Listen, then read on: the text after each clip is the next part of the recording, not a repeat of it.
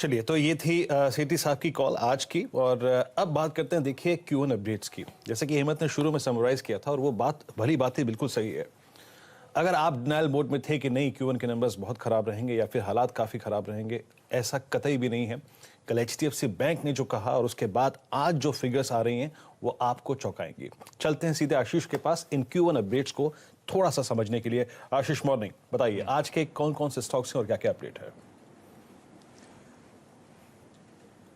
हाँ, तो वीरू, जैसे सुबह भी कल मैं मेंशन कर रहा था, Q1 अपडेट्स की हाईलाइट ये है कि ये वो सबसे बड़ा पेन पीरियड है। Q4 के तो बहुत एंड में जाके 24 मार्च से हमने देखा था लॉकडाउन की शुरुआत हुई थी, तो सारा पेन जो था वो Q1 में था, और जिसको लेकर बाजार डरा हुआ था। जितना डर था उतना किसी भी कंपनी का खराब प्रदर्शन नहीं है, ये अच्छी बात है। तो बाजार की जो रैली है उसके लिए सपोर्टिव है ये सारे आंकड़े।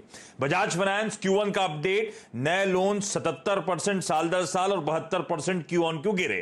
कस्टमर बेस में क्यू ऑन क्यू 1% का improvement. AUMs Q on Q 6.5% का ही डिक्लाइन, डिपॉजिट्स में भी 6.5% का डिक्लाइन, और अब हालात सुधर रहे हैं। मॉरेटोरियम बुक जो थी वो अप्रैल के एंड में 27% पे थी, जो अब रिड्यूस होकर Q1 के एंड में 15.5% पे आ गई है। तो मॉरेटोरियम से लोग धीरे धीरे वो ऑप्ट आउट कर रहे हैं, ये एक और अच्छी खबर। बंधन बैंक के अपडेट्स आए, और यहां पे देखिए Q1 में डिपॉजिट्स में 35% साल दर साल, ज्यादा बेहतर आंकड़ा होता है क्यू ऑन क्यू कंपेयर करना। 6.25% का वहां पर भी डिपॉजिट्स में इंप्रूवमेंट है क्यू ऑन क्यू।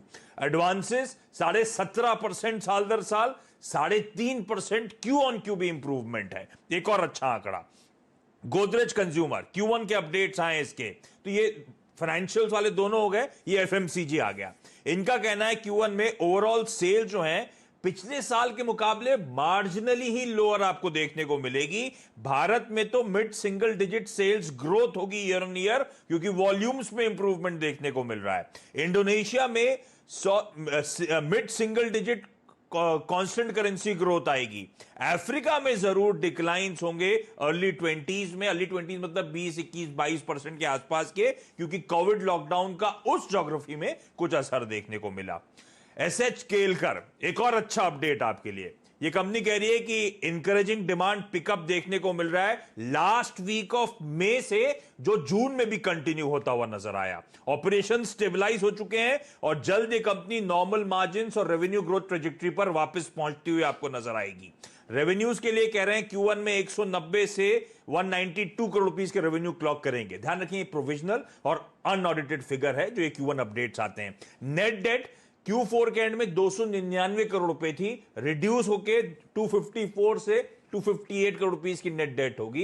तो इसकी तरफ से भी आंकड़े, इनफैक्ट बैलेंस शीट इंप्रूवमेंट, सब कुछ अच्छा आता हुआ। तो बहुत बढ़िया आप बता रहे हैं। अच्छा, SH केलकर मैंने देखा नहीं था, इनका भी Q1 अपडेट अच्छा है। अच्छा, एक चीज और ऐड कर देता हूं, गोदरेज कंज्यूमर ये भी कह रहा है कि house hold insecticides and hygiene segment did well. तो जो घर में आप लोगों ने खूब देखिए स्प्रेज वगैरह लगाए हैं, गाड़ियों में डिसइंफेक्टेंट्स रखे हैं, वीरू की टेबल पे दिखाइए डॉक्टर साहब एक बार, उनकी टेबल पे तो मुझे इस समय भी देखिए एक बड़ा सा सैनिटाइजर की बोतल नजर आ रही है। तो देखिए सैनिटाइजर का अब लोगों ने अपने पर्सेज में रखना, लेडीज ने अपने पर्सेज में देखिए रखना शुरू किया है, बच्चों ने अपने बैग्स में रखने शुरू किए हैं। तो देखिए ये वो चीज है, इसलिए मैं कह रहा था वीरू, इंसेक्टिसाइड और हाइजीन वाला सेगमेंट देखिए सबसे बढ़िया प्रदर्शन दिखा रहा है। मैं देख रहा हूँ आपकी टेबल पे, मैंने देख लिया था। मैं यहाँ से बॉम्बे से बैठा हुआ अपने घर से देख लेता हूँ आपकी टेबल पे, देखिए क्या क्या सामान आपने सजा कर रखा हुआ है। तो Q1 के अपडेट्स तो सेठी साहब गजब के आए हैं, ये तो किसी को उम्मीद ही नहीं थी।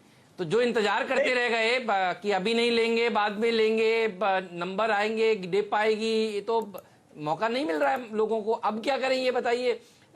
खास तौर पर बजाज फाइनेंस और बंधन बैंक पर एक राय दीजिए। कल भी दोनों स्टॉक्स में बढ़िया रैली हुई थी। मेरे ख्याल में इन नंबर्स के आने से पहले स्ट्रीट को एक अनुमान लगा होगा कि अब HDFC के बाद ये आंकड़े भी बढ़िया आने वाले हैं और इसीलिए तेजी हुई थी। डॉक्टर साहब एक बार दिखाइएगा, ये दोनों स्टॉक्स को स्क्रीन पर रख दीजिए। दोनों में दिन के हाईएस्ट लेवल पर जाकर देखिए समाप्ति हुई है। क्या व्यू है आपका बंधन पे और क्या व्यू है आपका बजाज फाइनेंस पर? सेठी साहब पहले आप। नहीं, बिल्कुल हेमंत, जो भी अपडेट्स इन कंपनियों की तरफ से आ रहे हैं, जो हमने पिछले कल परसों में देखा, एचडीएफसी बैंक, बंधन बैंक, गोदरेज ग्रुप, मुझे लगता है बजाज फाइनेंस, ये सब के अपडेट्स काफी एनकरेजिंग है। जितना खराब माना जा रहा था कि ये जो अप्रैल टू जून क्वार्टर रहेगा, उतना कुछ खराब नहीं है। हालांकि आप ऐसे अगर स्टैंड अलोन बेसिस पे अगर कंपेयर करेंगे पिछले साल के इसी क्वार्टर से, तो थोड़े नतीजे कमजोर रहेंगे, बट जिस तरह का लॉकडाउन था, इससे बहुत खराब स्थिति हो सकती थी, तो बहुत ही अच्छे नंबर है, बाजार की उम्मीदों से काफी बेहतर है, और उसी के कारण हम बाजार में एक शानदार तेजी देख रहे हैं। और जिन भी स्टॉक्स की आपने अभी चर्चा करी, सब अपने रिसेंट हाइस के तरफ आ गए हैं। कल भी डेज हाई पे सब बंद हुए। मुझे लगता है बजाज फाइनेंस, बंधन बैंक, ये दोनों स्टॉक्स में भी आज भी बिल्कुल तेजी बनी रहेगी। अगर आपको कल के लेवल्स पे ये स्टॉक, चूंकि एसजीएक्स निफ्टी थोड़ी वीकनेस दिखा रहा है, अगर ये कल के लेवल्स पे या थोड़ी गिरावट के साथ मिलेंगे, तो मुझे लगता है एक अच्छा मौका होगा from a trading point of view आज ही खरीदने का। और मुझे लगता है by at the end of the day you would make profits in them.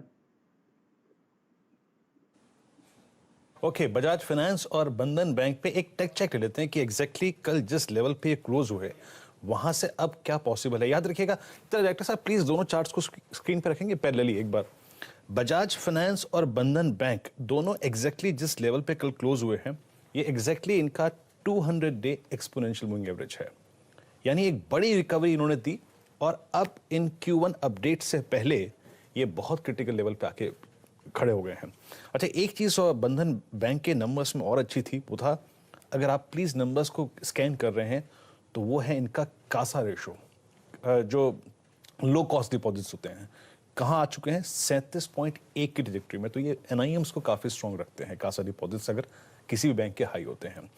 Rajesh, आपकी राय क्या है, कैसे अप्रोच करेंगे आप इन दोनों स्टॉक्स को, बजाज फाइनेंस और बंधन बैंक, और यहां से आगे का रोड मैप देंगे थोड़ा सा कि आगे के टारगेट्स पॉसिबल क्या हैं अगर 200 डेमा को काटता है तो? देखिए, पहले मैं बंधन पे बात करूंगा। बंधन ने जो टेक्निकल लो बनाया था 150 के आसपास, वहां से एक अच्छी रैली हमने देखी। फिलहाल आपने जो रेजिस्टेंस का जिक्र किया, आपने बिल्कुल सही कहा, क्योंकि 150 से ये करीबन 360 तक का इसमें एक वन वे रनअप देखा।